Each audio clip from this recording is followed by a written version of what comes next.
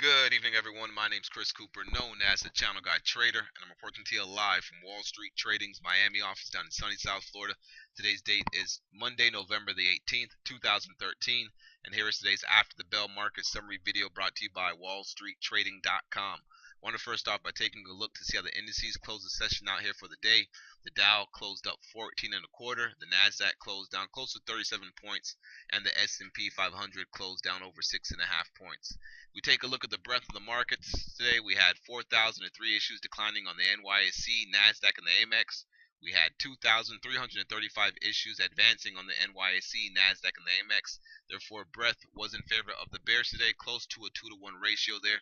If we take a look at a couple of the sectors that were showing some weakness today, the technology stocks were a little bit weak. We had Microsoft down over 1.5%. We had CRM down over 3%. Red Hat had some selling. We saw some weakness again in Cisco. Semiconductors were a little bit weak. Yahoo was down a little bit today.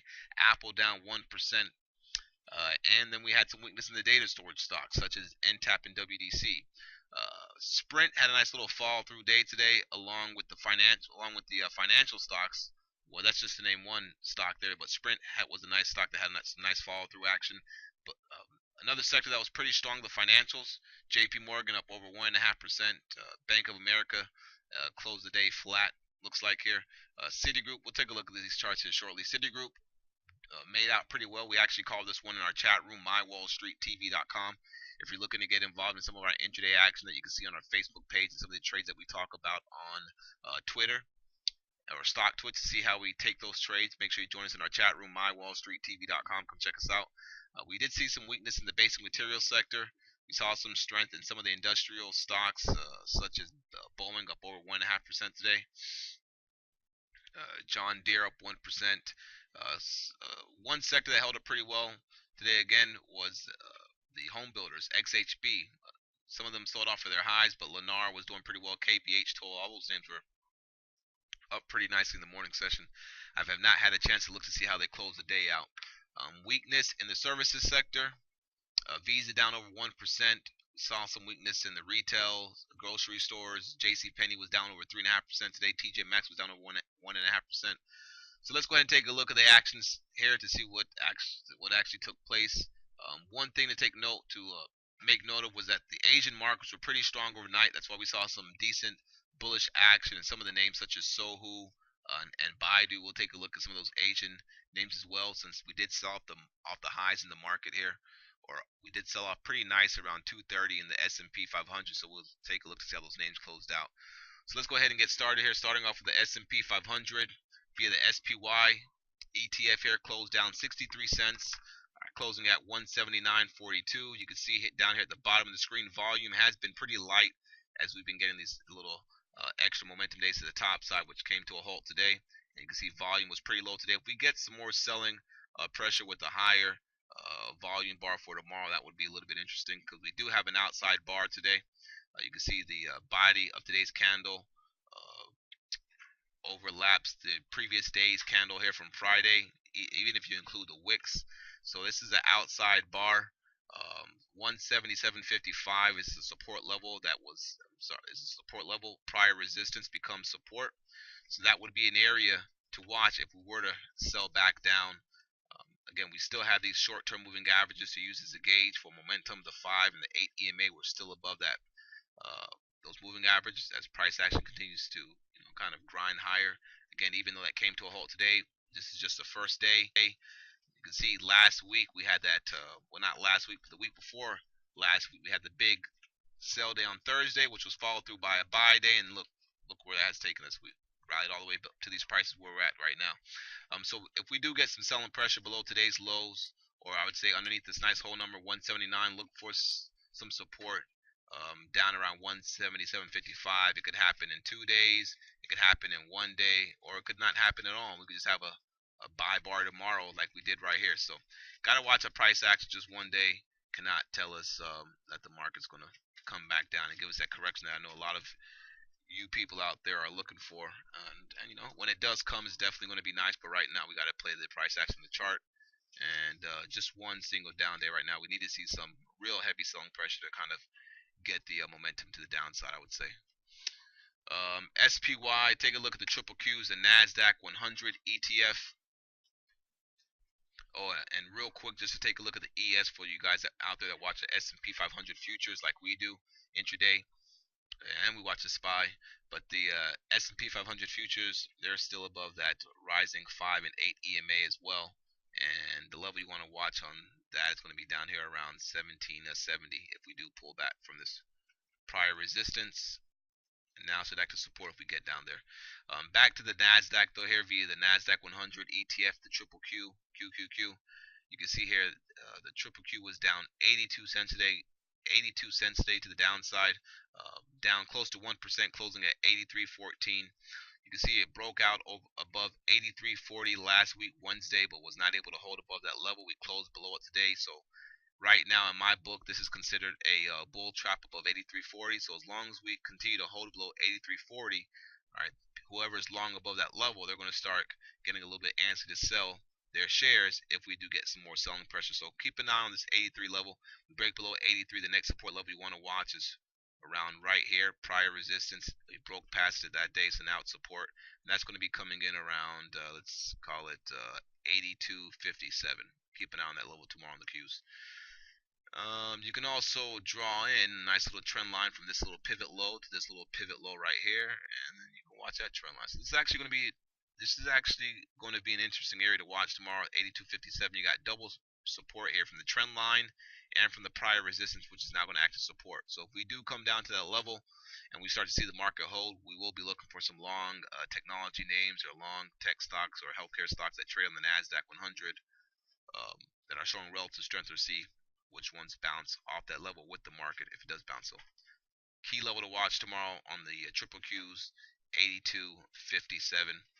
You can see here we had 1, 2, 3, 4 consecutive higher closes, and today we had one lower close. All right, on higher volume than Friday's volume right there. Let's go ahead and take a look at the IWM, the Russell 2000, which was showing some relative weakness today. IWM down 0.70%. All right, down 78 cents.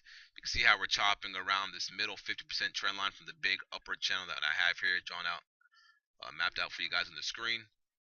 All right, so right now this is looking to be a double top right here from this high right here.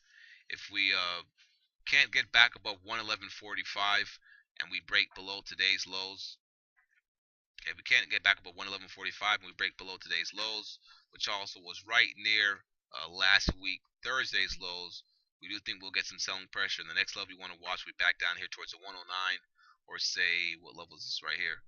This is the 108.62 level on the IWM. So let's go ahead and take a look at some more markets here. I want to see what the VIX did, how the VIX closed out today. The VIX closed up over close to 7.5%, up 91 cents. Really can't get too worried about the VIX until it really gets back above 14, then really till it gets above 16.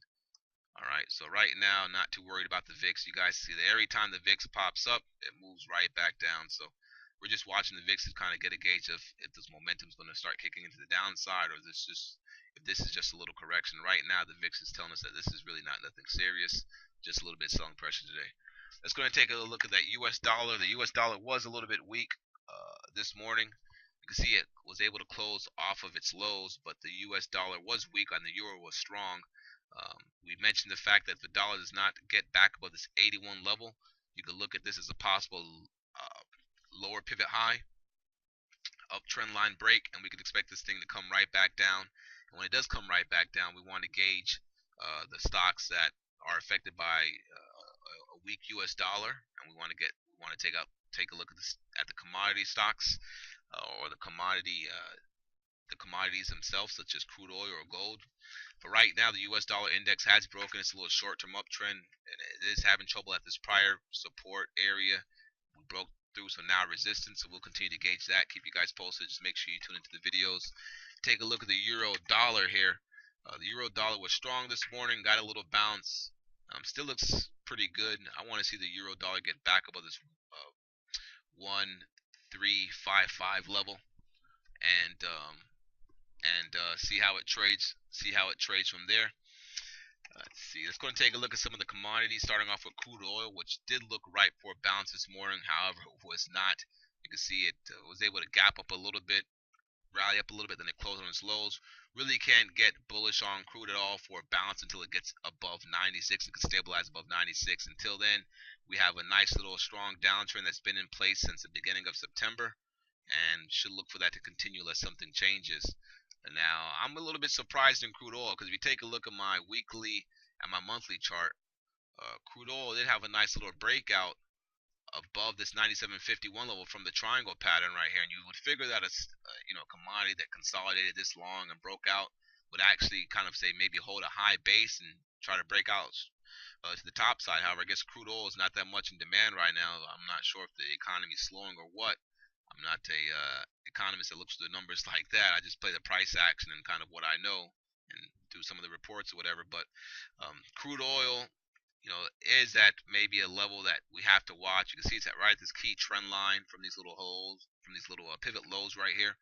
It is at a backtest area from the prior breakout of the triangle resistance. So we do have to watch a price action down here around 93.50, 93.94 area. If we do catch some type of bid right here, I do believe this will be a nice little area to maybe pick up a small position and go from there. But again, we'll keep you guys posted. We really can't expect that until we start to see some nice bullish action on the 60-minute and the daily charts. Right now, the daily chart's still in a little downtrend there. Let's take a look at gold via the gold futures, down $12.40 today. All right, they're still having trouble trying to get back above this 1300 level. You can see we opened up slightly, opened up pretty much flat, and they sold off. Look for the gold futures maybe to make its way down back towards the 1260 area. If we get above this 1290, you could look for a move towards 1300, 1310, which 1310 was low that we had as support back here. Then it broke, so now that area is going to act as resistance as well. So gold, not interested unless I'm shorted, which I'm not even shorting it right now, or I should say we're not even shorting it right now, or calling out any really gold trades in the chat room. If you take a look at the GDX, the gold mining ETF, this one got a nice little bounce here recently. Nice little oversold bounce, but then again, it's pretty much given just about all that back. All right, you can see it gave back a lot of that. Only it has left. Only thing it has left to give back is about 50 cents, and you can see it's back where it started before it got the balance. So gold miners, again, if they were really strong, they would have held a high bid up here, all right, and maybe traded sideways, then started moving higher. But they're not. A lot of people are selling gold. I still have a couple guys that I watch that I check to see their analysis, and they're still shorting gold or not even looking to get long gold. So that kind of tells you what's going on with the whole gold sector. Take a look at silver. I like to take a look at silver via the silver futures, down 1.5% today. Had a nice little setup here for a possible move back out above 23. However, it looks like we're going to continue moving to the downside. Again, this is a key channel that I'm watching for my proprietary channel analysis. You take this key trend line right here. I'm actually going to make it a different color, but if you take this key trend line from right here, and then from right here, you can see how price is trading in my little channel right here, respecting it, and now we're breaking back down. So I would not be surprised to see silver back here around say 1950, a little bit lower. And let's take a look at some of the names on in the silver. Some silver gold, some silver miners. Sorry about that. Some silver miners. CDE PAAS was weak today. CDE looks like this could be a good short. If the metals are weak tomorrow, I mean, you have this little move down, lower pivot high up here. It looks like it wants to move back down again, so you can watch that. And then you got EXK. There's only a couple of silver miners out there that I really like to watch. EXK looks like it may get some selling pressure, even though this one's a cheap one. I know some of you guys out there are like myself. I really don't like trading stocks under $10, but keep an eye on these names. Again, let's take a look at some of the gold miner names real quick. Here, Newmont Mining, they came out last week or the week before that saying that they were, I believe, lowering their dividend or removing their dividend. I believe it was lowering the dividend, but you can see the stock got a little bounce off that news, which I mean that's kind of like a little shakeout move, I would say, because really that's kind of bad for the company or the investors in the name. So it should have sold off, but they like to do a little shake and bake before they try to mark it lower. I think this name's going to try to get marked lower starting. Well, it started today. I think it's going to have some fall through tomorrow if the miners are weak. Watch this key trend line right here. You can see how it looks like a little upward channel. You guys know these little upward channels, when they come into a resistance level, such as right here, they usually resolve to the downside. Keep it on watch. All right, so let's talk about some real stocks you guys love to watch here, right? Apple Computers was not able to get above this 530 level, and right now it looks like it wants to move back down towards the bottom of the range, towards 512. And if we break 512, we could really see this thing come back down below 500, maybe back down towards 495. All right, right now Apple looks a little bit weak, if you ask me. Why? Because we're still trading in the lower 50% range of this big sell bar that we had right there, folks. That's why. So Amazon, AMZN, strong stock, a stock that we mentioned once it's done selling off, it's most likely going to be a buy candidate, and that's actually what it was and what it did. It went higher. So Amazon, maybe look for a pullback back down towards this 357 level. See if it holds the bid down there. If it does, that'll be a good pickup for a higher pivot low and a nice little pullback. A strong stock in the technology sector. Again, this could be a one-day pullback. This could be a 5-day pullback. This could be the start of a big correction on the daily charts of these indices, but we do not know that yet. So we have to play it as if it's just a minor pullback in the making, because that's what's been going on. So Amazon, decent stock, pulled back a bit today. Keep it on your radar. Cisco, a very weak stock, gap down from a bad earnings report, rallied up, that day, and then on Friday, then today had some selling pressure. I would not be surprised if this thing goes back down to 2075 in the next few days here. Keep an eye on Cisco.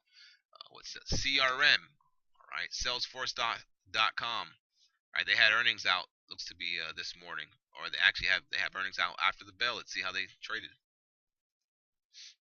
Stock sold off today, and did it rally up or did it sell off? And if you ask me, oops, highlight extended session. All right. Oops, 1 second here. All right, and looking at this chart right here, looks like the stock sold off a little bit. It should be highlighting it. I'm not sure why it's not doing that. 1 second. Charts, flexible grid. All right, so CRM, you can see here, actually got a nice little bounce a little bit after hours. However, it's not really bouncing a lot. The stock did get hit pretty hard today, so keep an eye on CRM for tomorrow. See if it falls through with some sell side pressure. Looks like their earnings came out, but they're not really bouncing at all.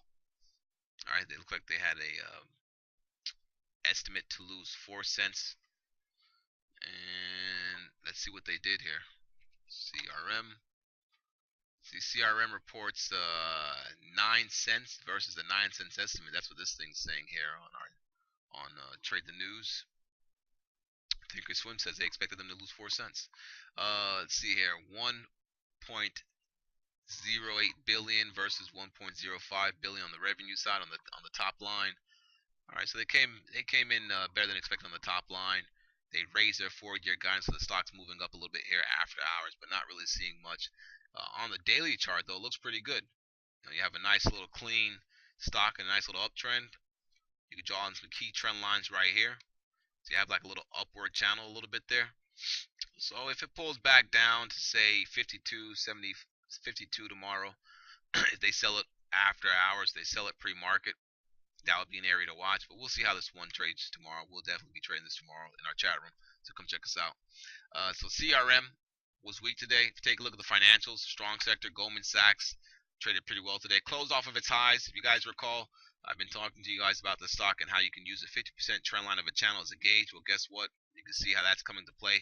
All right, once we were able to close above it on Friday, you could expect that to get the nice little fall through today on the intraday time frame. And guess what? If you're a 5-minute trader, if you're a 50-minute trader, this thing gave you a nice setup off this little hammer right here. A nice little hammer. If you were looking for a tighter entry and you were a little bit more patient, then you had a nice little tight little pennant flag to get involved right here with a risk of whatever this bar is plus a little couple pennies. This thing had a 25-cent risk right here off that one bar. You see the range? 20 cents at like a little 5 cents below. Had about 30 cents risk on this stock, and Goldman Sachs, which rallied from 166 all the way to 167.60. So it rallied up, say, $1.60. All right, so that's like a 4-to-1 trade right there, guys. That's what we look for in the chat room.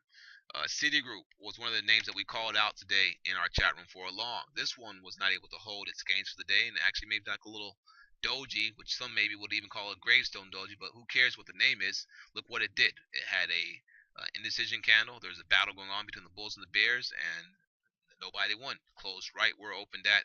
You take a look at the 5-minute chart. We call this out for a long because you have a symmetrical triangle right here, which you can see it better on the 1-minute chart. All right, and then it broke out.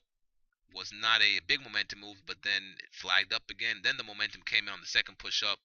I was already out of it by then. You guys could see the action that I did on the midday market update. But our traders in the room, we did have some traders in the room that were a little bit more patient than I was, and they were actually able to take this off at 51.40, which was our target when we were saying to get long right here above 50.85.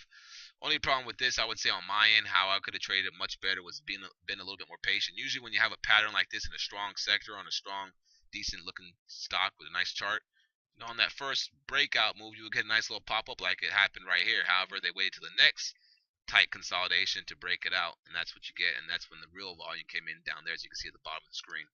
But Citigroup, again, nice strong stock. These banks did close down off their highs a little bit. Citigroup closed off of its highs.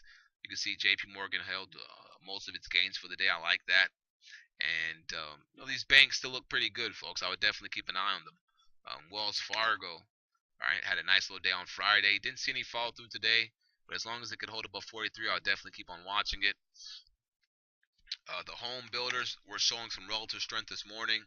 Take a look at Toll. Not really seeing much there until it gets above 34. Let's take a look at Lennar. All right, Lennar popped up pretty nice, but was not able to hold its gains. And let's take a look at KBH. And KBH looks a little bit interesting if it could get over these 17s. I know it has a lot of moving average resistance up here, but if it gets some nice momentum through 17, then this sector is strong. This will be a decent candidate to watch. Let's see what else here. In the energy sector, we know ExxonMobil has been pretty strong. A little bit overbought right now. I would say you want to wait for a pullback, but this thing's making, it's making new 52-week highs. Actually made new 52-week highs today. Keep an eye on this stock. Momentum stocks. Chevron's trying to catch up with ExxonMobil. So I would definitely keep this on watch for a sympathy play. Let's take a look at some high flyers before I end the video here. Netflix down $7.99 a day. Call it $8. On Netflix, I will watch this little trend line from this little pivot low to the little pivot low that it made last week Wednesday. Keep that trend line on watch for Netflix. I guess the next level you want to watch if you're looking to get long the name is for a nice little momentum trigger through 350. It's going to have some support right here at 340 from this prior resistance. All this action right here, so I would not be rushing to get short the stock tomorrow if it was to break low, but keep it on watch. Netflix, some selling pressure today. Tesla Motors down $13.87. I'm not sure if it had to do with the rumor that there were 3 cars on fire. But either way, stock sold off. It did touch that 200-day moving average that I told you guys it might touch. This was like 2 weeks ago. Obviously, I didn't expect it to sell off in the manner that it did, but it did find its way there pretty fast, I would say. Gotta watch to see how it trades tomorrow, because it could give you a nice little momentum trade if it opens up slightly higher or flat. It could give you a nice momentum trade through this 120. Keep it on watch. Tesla had a couple guys in the room talking about GMCR, which shows some relative strength today, but you can see this one really didn't do much. They have earnings coming out on Wednesday. HLF had a decent day on Friday, no fall through action today. Keep an eye on HLF if it gets back above, say, around the 68.97 area. At least put an alert on it. What else? Anything else I want to cover? The coal stocks got downgraded today. We had 3 downgrades out of Citigroup on the coal sector. WLT, which sold off today. Look for this thing to come back down towards 15. A&R downgraded today. Looks like it had a nice little high base bull flag that it was trying to make here, which still looks intact, so I wouldn't get too worried about that. And then CNX, I believe, was downgraded as well by Citigroup, and this one sold off here. And again, these names have been on a tear. No surprise. Again, we've been calling out these names for a buy since back here in July, or at least keep them on the radar on a day-to-day basis. And if you've been watching those names, they've been doing pretty well. So aside from that, folks, have a great day. Make sure you come check us out in the chat room. If you're interested in trading with our firm, you can submit your resume on our website so we can contact you, or you can contact me or send me an email to ccooper@wallstreettrading.com. If you want access to our chat room, go to the website And if you're interested in taking our education course, you can contact me as well. Have a great day, folks. Cheers.